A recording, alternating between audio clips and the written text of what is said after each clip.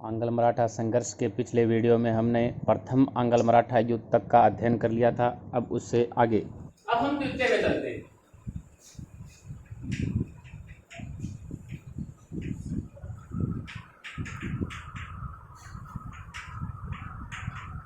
देखो, वैसे अगर हम बात करें तो ये 1803 से 5 तक है, लेकिन आपकी किताब में है ये 1802 से 4 और 1804 से। अब देखो इसमें होता क्या है। इस युद्ध के कारण पहले हम कारण देख लेते हैं। बाजीराव द्वितीय की अयोग्यता।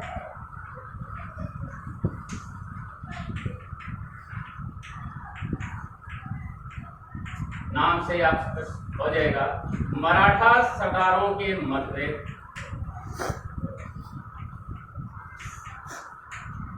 नाना फडणवीस, बोलो, नाना फडणवीस से मृत्यु। ये मृत्यु। और इस समय गवर्नर बन के आ जाते हैं वेलेस्ली। वेलेस्ली की महत्वाकांक्षा बढ़ जाती है। अब होता क्या है, ये तो कारण है, समझ में भी आ जाएंगे ये कि प्रत्येक को हम देखेंगे भी। द्वितीय युद्ध से पहले हम देखते हैं कि ये बाजीराव द्वितीय कौन है। ये था इस व्यक्ति का, इसने आत्महत्या कर ली, कोई वंशज नहीं बचा, लेकिन इसका पुत्र बचा। कहते हैं कि निष्ठा के मामले में ये व्यक्ति अपने बाप से भी 2 कदम बढ़कर, अगर ये बाप बेटे नहीं होते तो हो सकता है मराठा साम्राज्य का इतिहास ही कुछ और कुछ होता है। तो ये अयोग्य व्यक्ति था और मराठा सरदारों को ये समझाने में असफल रहता है। और ये नारायण जो फडणवीस था, नाना फडणवीस देखो, इसके बाप को नहीं बनाया था, तो नाना फडणवीस के प्रभाव से ये व्यक्ति निकलना चाहता था, लेकिन निकल नहीं पा रहा था। निकल नहीं पा रहा था तो ये सिंधिया, महाजी सिंधिया तो देखो मर जाते हैं, है ना। महाजी सिंधिया के बाद में जो सिंधिया आते हैं, उस सिंधिया से ये संधि करता है ना। और संधि यानी इस समय 2 इनमें से देखो, ये जो गायकवाड़ है ये अलग रह जाते हैं, सिंधिया और होलकर, ठीक है। इन दोनों में वर्चस्व के लिए लड़ाई शुरू हो जाती है कि भाई जो पूना है, पूना के ऊपर किनका वर्चस्व रहेगा ज्यादा, है ना।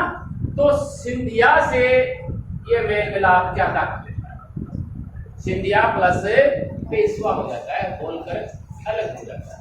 तो ये इसकी अयोग्यता यहाँ हो जाती है। और मतभेद का मतलब ये दोनों आपस में वर्चस्व की लड़ाई लड़ रहे हैं। ये साबित करना चाहते हैं कि हम महान हैं और ये करना चाहते हैं कि हम महान बढ़ेंगे। नाना फडणवीस की मृत्यु अपन ने देख ली, संगठित करने में ये प्रमुख व्यक्ति थे और वेलेस्ली साम्राज्य वाली नीति लेकर भारत आया था। अब हम देखते हैं कैसे युद्ध होता है। सिंधिया प्लस पेशवा,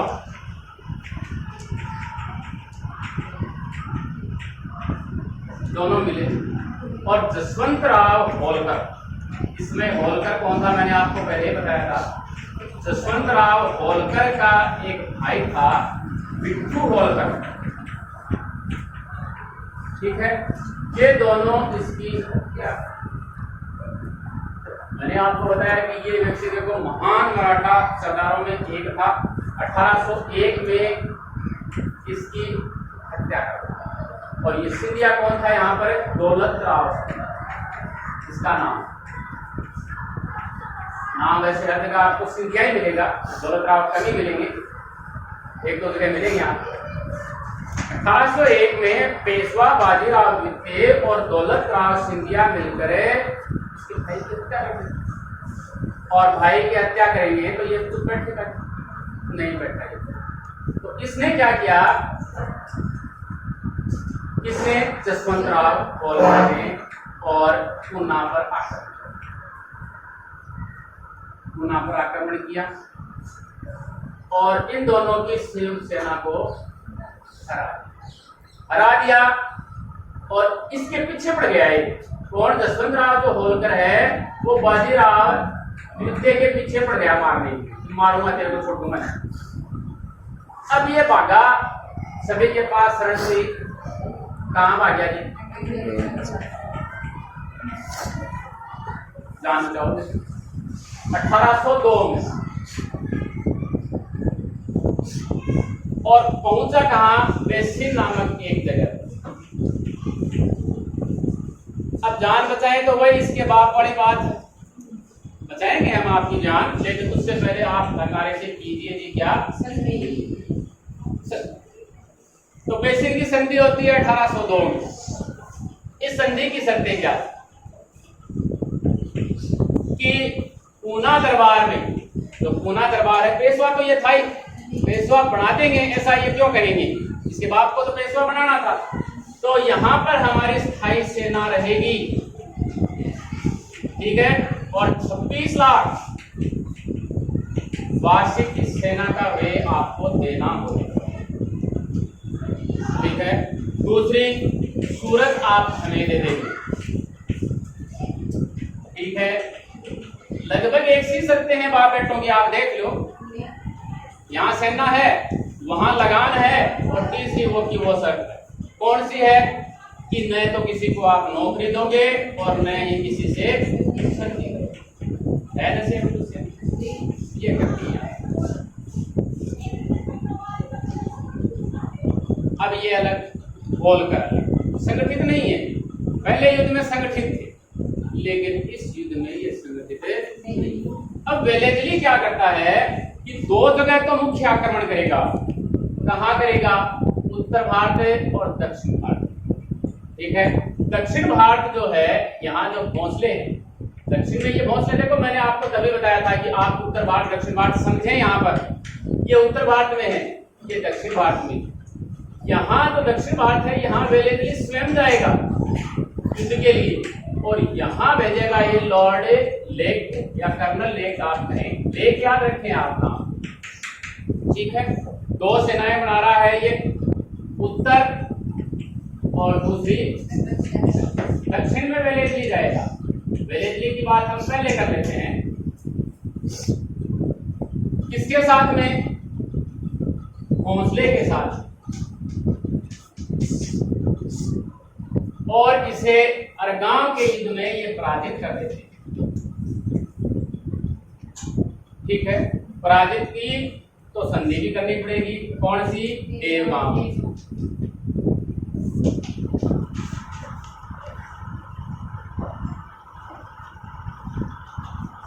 कर ली। इसके तहत कहते हैं कि इधर वाला जो बालासोर वगैरह है, कटक का जो एरिया है, ये एरिया इसको अंग्रेजों को देना पड़ता है, मुख्य रूप से यही है। और अगली जो चीज है, जो नागपुर है, नागपुर में देखो जो जो हारेंगे वहां पर अंग्रेज रेजिडेंट नियुक्त हो जाएगा, यहाँ पर हमारा रेजिडेंट भी आपको नियुक्त करना पड़ेगा। अब से नागपुर में अंग्रेजों का रेजिडेंट हो जाता है, हो गया ये हाल। उत्तर में ये जाएंगे सिंधिया के पास में, कौन जाएगा जी, लेक जाएगा, और सिंधिया में नाम लिख देता हूं यहाँ पर। और सिंधिया को ये लसवाड़ी के युद्ध में पराजित करते हैं, इन दोनों के बीच में लिख देता हूं। और इनसे जो संधि होती है वो कौन सी होती है, सुरजी अर्जन गांव की संधि होती है। इसके तहत इनके पास देखो ऊपर वाला गंगा यमुना का जो दोआब क्षेत्र है, ये इन्हें अंग्रेजों को देना पड़ता है।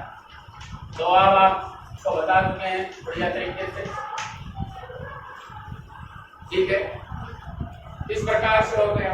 उससे पहले एक लाइन याद आई कि जो यहाँ सालबाई की संधि है, ये महाजी सिंधिया के प्रयासों से सफल होती है। और अंग्रेज भी, इसलिए मैं बता रहा हूं कि अंग्रेज भी इस समय नहीं चाहते थे कि हम मराठों के साथ उलझे, क्योंकि हम आगे पढ़ेंगे आंगल मैसूर।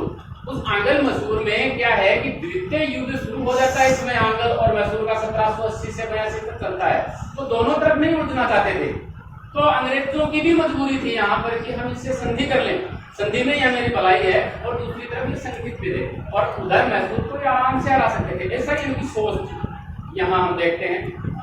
इसके बाद में होलकर अलग है। देखो इस युद्ध के समय अगर हम बात करें, ये दोनों लड़ रहे हैं, और सॉरी सिंधिया है, भोंसले हैं, अंग्रेजों के साथ लड़ रहे हैं। ये तटस्थ रहता है, आप कहीं भी नजर नहीं आएगा ये। इसको बड़ा जरूर दिया, देखो फतेह सिंह गायकवाड़ को यहाँ बढ़ा देते हैं, स्वतंत्र शासक मान लेते हैं, लेकिन नजर नहीं आएगा आपको किसी भी युद्ध में। ये होलकर इस समय तमाशा देखता है। अब देखो तमाशा ही देखेगा, ये इसके भाई की हत्या करी है तो इनका साथ ये कैसे देगा, नहीं दिया इसने साथ। अब देखो ये फायदा उठाता है कौन, होलकर। यानी जिस समय ये इनका उत्तर और दक्षिण में युद्ध चल रहा होता है तो ये जयपुर पहुंच जाता है, जयपुर पर आक्रमण कर देता है। और जयपुर, चूंकि देखो जयपुर वाले हैं ना, जो भी आ जाते हैं उनके सबसे पहले संरक्षित हो जाते हैं। अकबर आया तो अकबर के निंदा स्वीकार कर लिया, अंग्रेज आए तो अंग्रेजों की कर लो। तो मतलब ये अंग्रेजों के पिछले भी थे, तो मतलब इनके ऊपर आक्रमण करना एक प्रकार से अंग्रेजों पर आक्रमण करना। जबकि होलकर देखो इससे पहले इनके साथ था, अंग्रेजों से अलग नहीं था। होलकर से ये दुश्मनी भी मोल नहीं लेना चाहते थे, लेकिन इस समय थोड़ी हो जाती है। और इनके कई देखो व्यक्ति हैं, जैसे विकस है, डॉन है, खान है, ये इसकी रेजिडेंसी में नियुक्त थे होलकर के में, और इन सभी को ये मार देते। ये बात इस समय कौन है, वेलेस्ली। वेलेस्ली को पसंद नहीं आती बात, तो इस प्रकार से ये कर रहा है। तो ये मॉनसन के नेतृत्व में एक सेना भेजता है, देखो मैं से याद रखना, और मुकुंदरा के दर्रे में, ठीक है, मुकुंदरा के दर्रे में अंग्रेजों को ये ट्रास्ट यानी मॉनसन को ये कौन ट्रास्ट कर देता है, होलकर, जशन साहब होलकर, इसने ट्रास्ट कर दिया। अब इसकी शक्ति और बढ़ गई, ठीक है। मुकुंदरा का दर्रा कोटा के पास राजस्थान में है, ये याद रखना। आप कहाँ है, मैं सिर्फ राजस्थान लिख देता हूँ यहाँ पर। मुकुंदरा का दर्रा कहाँ है, राजस्थान में। इसको परास्त कर दिया। अब ये दिल्ली की तरफ बढ़ता है, और दिल्ली पर उस समय था कर्नल लोनी।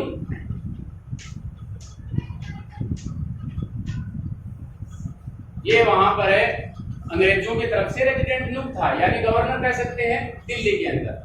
लेकिन वहां पर इसको सफलता नहीं मिलती, तो फिर इसको 2-3 युद्धों में हारना भी पड़ता है होलकर को, एक दिल्ली और दूसरा फर्रुखाबाद। किसके द्वारा, वो ऊपर वाला जो व्यक्ति है लेक, कर्नल लेक के हाथों इसको पराजित हो गया। ये अब पराजित होगा तो इसे भागना पड़ेगा। अब ये भागेगा, कहां जाएगा, इसका मित्र है भरतपुर के जाटों के पास चला गए, और वहां का जो लोहागढ़ का किला है उसके अंदर फिट हो गए। यानी औरंगजेब और भी अंग्रेज करते हैं इसको, लगभग जीत नहीं पाए, तो ये भी अंदर घुस जाते हैं। 3-4 महीने लगातार अंदर रखे। तो ये दो हैं, इन दोनों को 5 माह में परास्त कर दिया था अंग्रेजों ने, 5 माह का ही टाइम लगा और परास्त। लेकिन ये यहां से भाग गया और इनके पास आ गया। काफी कोशिश करते हैं, लेकिन जाट और मराठाओं की शक्ति के आगे अंग्रेज टिक नहीं पाते हैं। अंदर से देखो कोई पहाड़ पर बैठा है, अगर पत्थर भी फेंकता है छोटा सा, तो बाहर वालों को बहुत तेजी से लगता है। तो ऐसा इस तरह के व्यवहार के कारण काफी समय लग जाता है, और उधर से वेलेस्ली जो है, वेलेस्ली को वापस बुला लिया जाता है। चलो आप कहां बुला लिया जाता है, बताओ, इंग्लैंड। हाँ, और वेलेस्ली को बुला लिया तो दूसरे की नियुक्ति की जाती है कॉर्नवालिस की। वापस आया था ये 1786 में आया था पहले, यानी वारेन हेस्टिंग्स के बाद में कॉर्नवालिस भारत आता है, बंगाल का गवर्नर बन के ये वापस आता है। लेकिन थोड़े समय बाद में इसकी मृत्यु हो जाती है। फिर जॉर्ज बार्लो को भेजा जाता है, और कहते हैं कि जी ये शांति के लिए ज्यादा पसंद था, ये युद्धों में। और इस समय इनकी धारणा भी बदल जाती है अंग्रेजों की कि जी हम इस प्रकार से युद्धों के द्वारा साम्राज्य का विस्तार नहीं करेंगे। अगर कूटनीति से हो जाता है तो कोई बात नहीं, युद्ध से हमें परहेज रखना पड़ेगा, ठीक है। तो अब ये क्या करेंगे जी, इसके तहत ये संधि करेंगे। और उस संधि का नाम होगा राजपुर घाट की संधि। किसके साथ में? होल्कर के साथ। और इसी के तहत देखो ये सिंधिया के साथ में भी एक संधि करते हैं दोबारा, वो संधि हो गई, वो एक अलग चीज है। अब फिर संधि करेंगे 1805 के अंदर सिंधिया के साथ में कि भाई चंबल नदी को 1805 में, यहां कहां लिखूंगा, सिंधिया के साथ में भी संधि होती है और चंबल नदी को इनकी सीमा मान लिया जाता है। चलो हम चंबल के पार नहीं जाएंगे, ठीक है। अब इनके साथ में संधि होगी कि जी आपका जो उत्तरीय क्षेत्र है आपके राज्य का, किनका? होल्कर का। होल्कर कहाँ है? यहाँ है। यहाँ से ऊपर वाला तो अंग्रेजों के पास था, तो थोड़ा और लेते हैं नीचे से, तो उनके लिए तो होल्कर के लिए तो उत्तरी हो गया ना, तो उत्तरी भाग हम ले लें, ठीक है। और रामपुर और टोंक ये आपको हम वापस कर देंगे, ये आप वापस ले लें, ठीक है।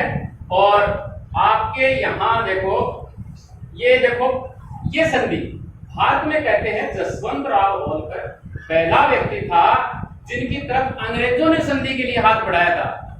देखो बाकी के सभी गए थे संधि करने के लिए, हमसे संधि कर लो, लेकिन जसवंत राव होल्कर यहां संधि करने के लिए नहीं जाता है। जसवंत राव होल्कर की ताकत या शक्ति इसी से स्पष्ट होती है कि अंग्रेज इनके लिए संधि करने के लिए आते हैं कि जी हमारे साथ आप संधि। तो इस प्रकार की संधियों के साथ दूसरा आंग्ल मराठा युद्ध है। अब हम तृतीय के अंदर चलते हैं, न्याय करते हैं।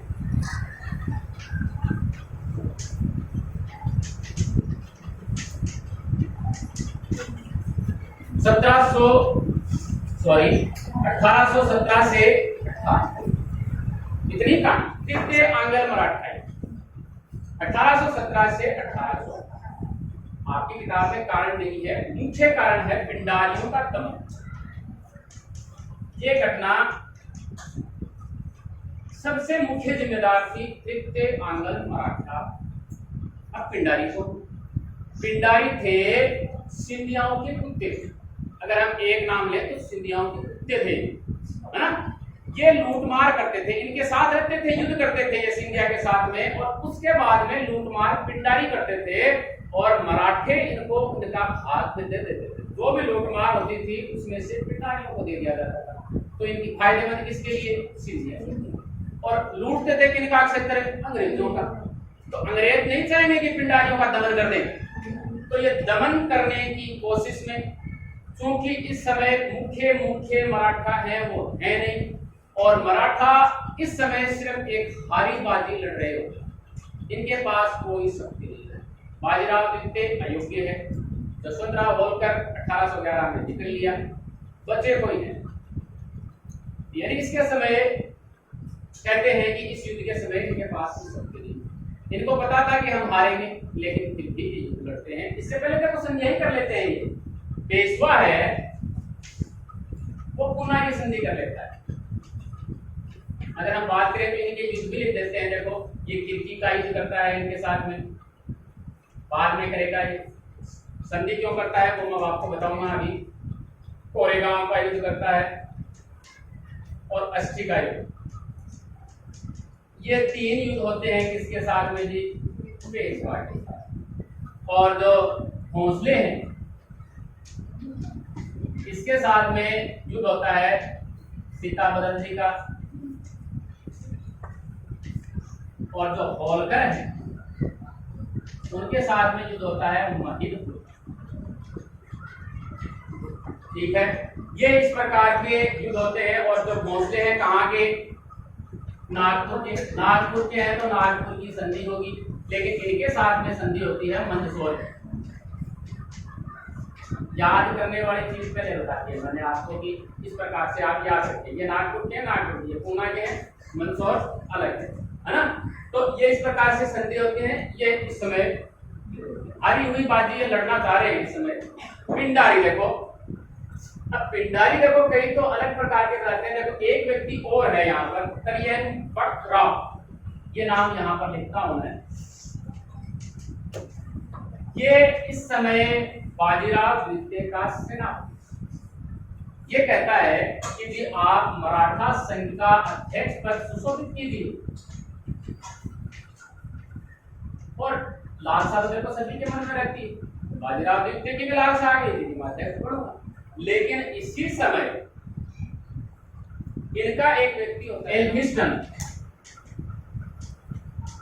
इस समय लॉर्ड हेस्टिंग्स यानी वो वारेन हेस्टिंग्स था और ये लॉर्ड हेस्टिंग्स है, ये बंगाल का गवर्नर बन के आ जाता है।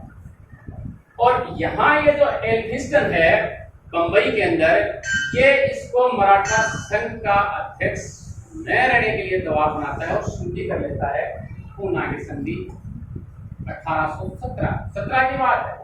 1818 में फिर संधि होगी, यानी 1818 में इसके बाद में मेलकाम के साथ में इनकी फिर संधि होती है और 18 जून 1818। और इसे देखो 8 याद रखते हैं, 8 लाख की वार्षिक पेंशन इसे दी जाती है और उसे बिठूर कानपुर में भेज दिया जाता है।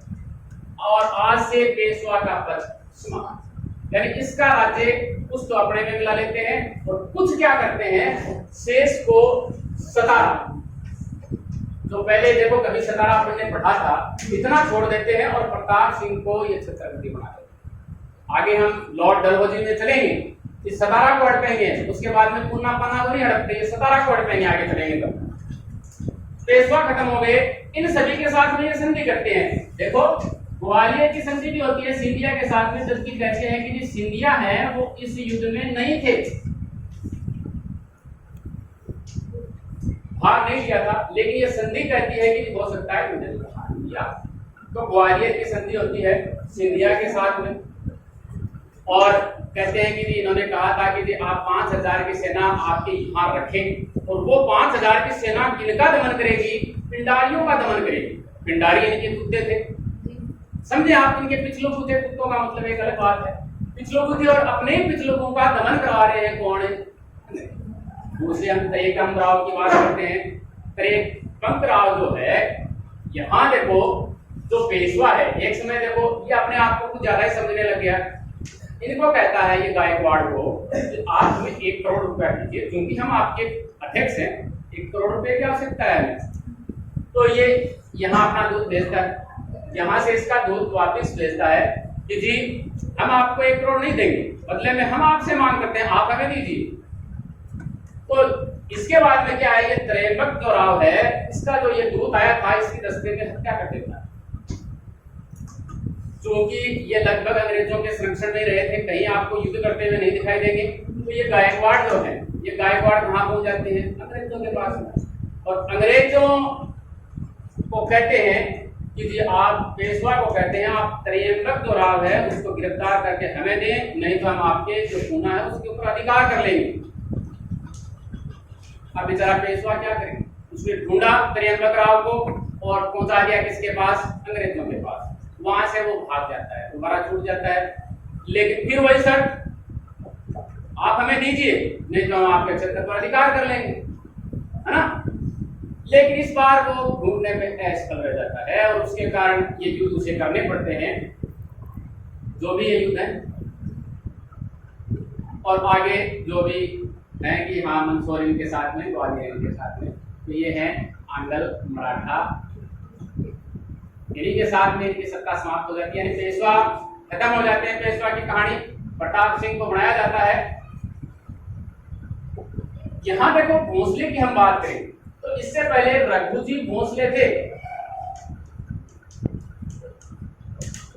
इस युद्ध से पहले, लेकिन इनकी मृत्यु हो जाती है। तो इसके बेटे हैं परशुजी भोसले, रघुजी भोसले के बेटे परशुजी भोसले हैं। लेकिन एक व्यक्ति और है अप्पा जी, वो सारा जी अप्पा अलग है, ये अप्पा जी भोसले अलग है ना। ये वही रघुनाथ राव की तरह की जी, मैं राजा बनना चाहता हूँ, तो ये भी अंग्रेजों के पास जाता है और अंग्रेजों के पास जाकर कहता है कि आप मेरे को यहाँ का प्रधान आप मेरे को बना दें। क्यों बना दें, हमें क्या फायदा। बोले आज तक जिस संधि से जो भी आपने संधियां की हैं उस संधि से मैं आपको ज्यादा दूं। तो यहाँ पर ये भी सफल हो जाता है। इस प्रकार की कहानी है इनकी। तो इस प्रकार से द्वितीय आंग्ल मराठा युद्ध के साथ में देखो, ये तो पेशवा एकदम समाप्त है। सिंधिया है, होलकर है, भोसले, ये भारत की स्वतंत्रता तक रहते हैं, इनका अस्तित्व समाप्त नहीं होता, पेशवा का अस्तित्व समाप्त है। हमने बात करी थी शाह आलम द्वितीय निर्वासित हो जाता है ना 1765 के बाद में, जब इलाहाबाद संधि हो जाती है तो अंग्रेजों के संरक्षण में पड़ता है, तो अंग्रेज एक प्रकार से उसे इलाहाबाद में कैद कर लेते हैं, ठीक है। यानी बंगाल का दिल्ली का वो स्वतंत्र शासक नहीं रहता, लेकिन वहां से हमने व्यक्ति आपको बताया है महाजी सिंधिया।